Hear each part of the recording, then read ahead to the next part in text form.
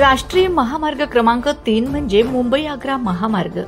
हा मध्य आणि पश्चिम भारताला जोडणारा एक महत्त्वाचा मार्ग असून त्याच मार्गावर हाडाखेड सीमा तपासणी नाक्यावर झालेल्या रस्त्याच्या दुरावस्थेबद्दल संबंधितांना कधी जाग येणार असा प्रश्न निर्माण झाला आहे।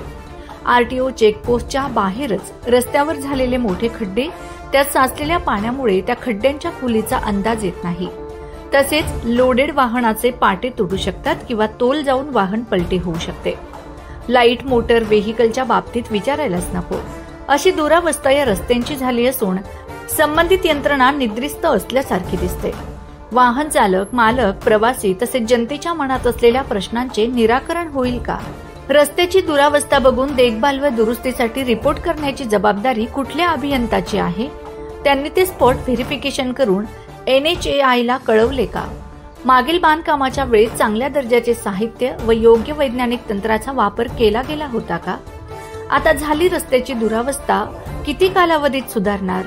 राष्ट्रीय महामार्गाचा विकास, देखभाल आणि व्यवस्थापन करणे हे भारतीय राष्ट्रीय महामार्ग प्राधिकरण या संस्थेचे मुख्य कार्य आहे।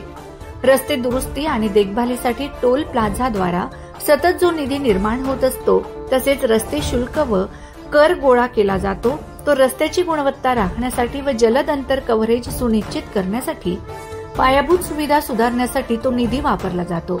कर भरणाऱ्या त्या चालक मालकांना रस्ता दुरुस्त होऊन सुविधा मिळावी ही अपेक्षा।